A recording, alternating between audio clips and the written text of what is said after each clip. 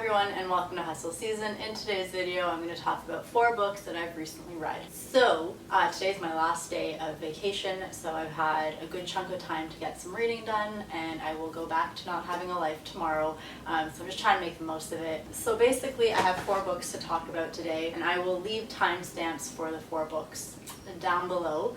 I have a good variety of books, so I'm really excited. So let's just start with the one that I read initially. Recent read numero uno is We Hunt the Flame by Hafsa Faisal. This book was actually pretty hyped a little while back, but if you don't know what it's about, there is a woman and she hunts to feed her society, but she lives in a misogynistic world, so nobody knows she's a woman. And then there's this prince on the other side of the continent, and he is basically his dad's puppet, and his dad wants him to be an assassin, and he's supposed to try to kill her, and she's supposed to try to restore magic to the world. Yeah, their paths cross and shit happens. It's a really fun book. It's inspired by Arabic and Muslim culture. That being said, actually, it was more vulgar than I expected, and there was just more references to sex and stuff. So I was a little bit pleasantly surprised. Things that I liked about the book. So the writing is just very emotional. There were definitely points in the story where, I don't know, I just was very invested in all the characters' struggles, and she just portrays it so well. You really feel for the characters is what I'm trying to say.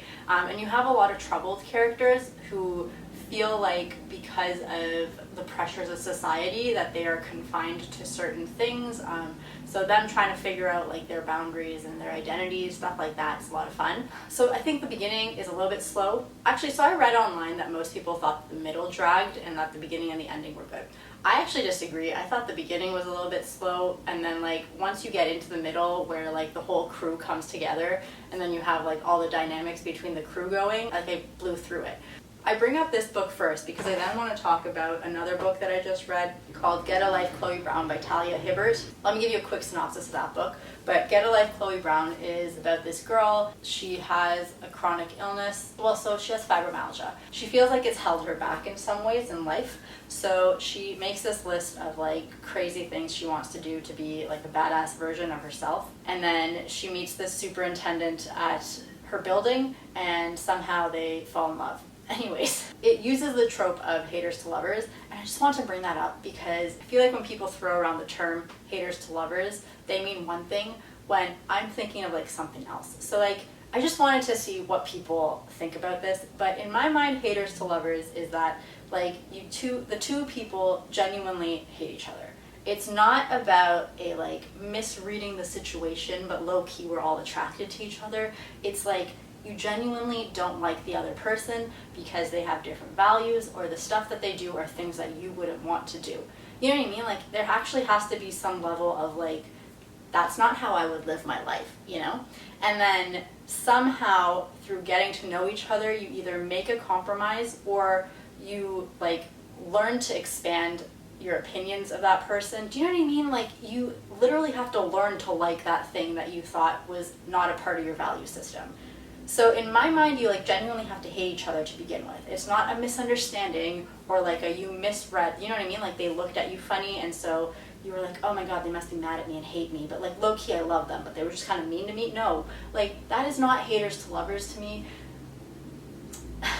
For me, it's really you literally have to have some personality growth, and the two of you have to be changed. Do you know what I mean? So by the end of it, you have changed your point of view on some matter. Not necessarily the person, but whatever value that person held. So I felt this did that a little bit more, or at least in this one, when the person is trying to kill you, you have reason to hate them. I just felt but then in Get a Life, Chloe Brown, it's more and also if you've read Red, White, and Royal Blue, I felt the same way. It's they don't really hate each other. They just are not friends. I don't know, or they think one person is mean to them and so they never bother to become friends, but I wouldn't say they hate each other. You know what I mean? Because low-key they both like each other, they just aren't very friendly to each other. I don't think misreading a social situation is the same trope as genuinely hating each other and then learning to love each other. I just feel those are two very different things. And I feel when people say haters to lovers, they usually mean that they've misread the situation, but that everybody thinks everybody's still attractive and hot and would still bang them. But you know, whereas the other one, it's they actually hate each other's guts. and they have to learn to love each other. And I personally want that one. I want that one where like you actually have to change your outlook on life, as opposed to the like, I can't believe I ever thought that she was so mean, when actually she was shy. I don't think that it has the same emotional payoff at the end of the day, but I wanted to get your opinion and see like, what do you think? Like which one, or what do you think when someone says haters to lovers? Because I feel like that's a fan favorite trope right there. And now when I see it, I'm like, I don't know that I'm gonna like it. I almost like don't want to be reading haters to lovers anymore. Yeah, that's all I have to say. I guess I wanted to see like what other people thought. So anyways, let's talk about Get a Life, Chloe Brown. I gave you the synopsis. I told you about one thing I didn't like. The only other thing that I didn't like about this book was that the male lead was just so perfect, like too perfect. You know? And don't get me wrong, he has his flaws and stuff comes up in the book, but like I had to suspend so much disbelief as to how these two people, or I guess like how he perceived her. I just felt like everything she did, every like weird crazy thing she did, which could be perceived as extremely annoying, was always like, oh, it's quirky, and oh, I love how she does this, and he was just always accepting it with open arms. And I'm like, which person, like which man on planet Earth is like that? You tell me, like, please show me a man, like a straight man, who's like that. You know what I mean? It doesn't exist. And it was like so in the realm of fantasy that I was like, I couldn't buy it. Like, I love them, and I love the characterization actually.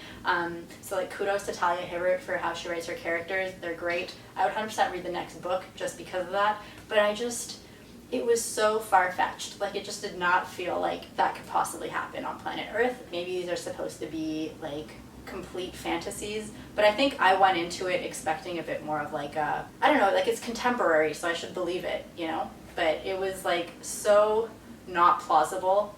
I mean, like, I love Red, and I think a lot of women will like Red too, but I just don't think he really exists, you know?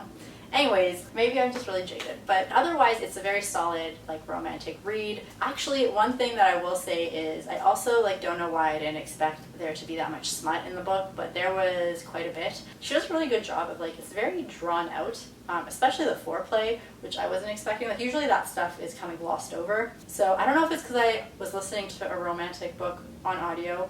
Like I was at Lowe's yesterday, which is like a home hardware store, just walking around listening to this like borderline erotic fiction.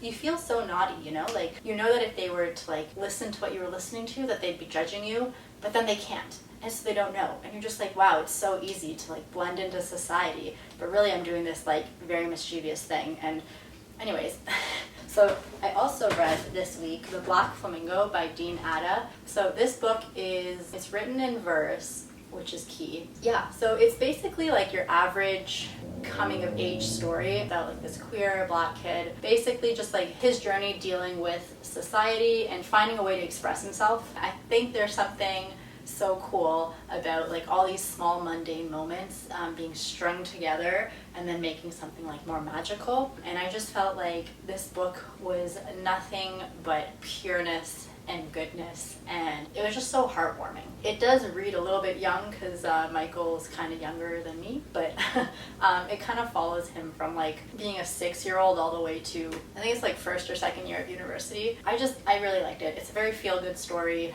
It talks about heavy topics but never actually gets heavy. Sometimes you just want some like real relatable content, and I feel like this book provides that. I highly recommend it. And then that leaves us with our last book. So my last book is a book that I have read that I was doing a buddy read with Isabel, which like, I haven't said this, but Isabel, thank you, because I feel like half the books I read this year were only because I was reading them with you. That's another thing. Like, if you don't want to go into a slump, not that I really consider this a slump, but if you like need to be held accountable to actually read some books, get yourself a buddy read partner, because they'll just push you. I feel like every time I feel like I don't want to read, I get a message from her like, have you finished? And then I'm like, nope, but I will. We read Gods of Jade and Shadow by Sylvia Moreno Garcia. This book, I feel like objectively I have no complaints about it, but somehow the style was just not for me. So I guess I should tell you what it's about first.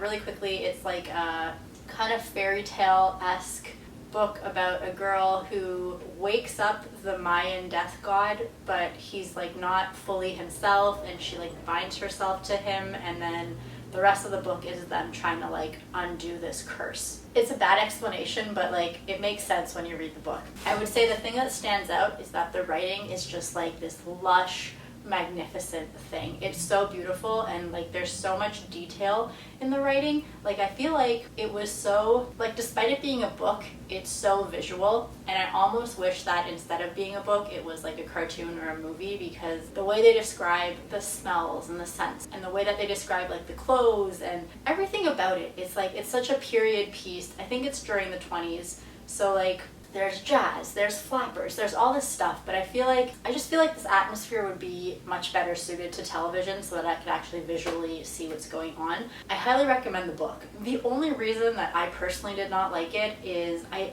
and I think this is like a me thing, so I've only ever read one other book with a similar vibe of like a fairy tale thing going on, and that was The Bear and the Nightingale.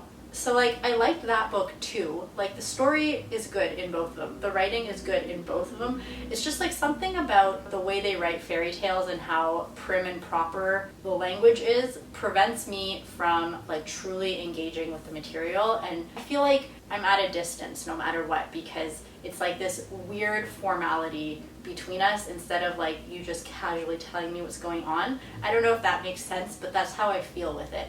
So like despite loving the story and enjoying the characters and like liking the atmosphere and loving all the Mayan culture, I just felt like at the end of the day, like it doesn't touch my soul because it doesn't really let me in, you know? That's my only complaint, and I realize that that's kind of subjective, so I wouldn't say don't read it. If you're into like fantasy, fairy tale-ish stuff, 100% go read it. It's a super beautiful story, and the culture around it is also pretty cool. I don't think I've ever read a book about Mayan gods, so that was the thing. I learned a lot about like the history of Mexico as well. I'm gonna call that a wrap. I hope that you enjoyed listening to some of my recent reads.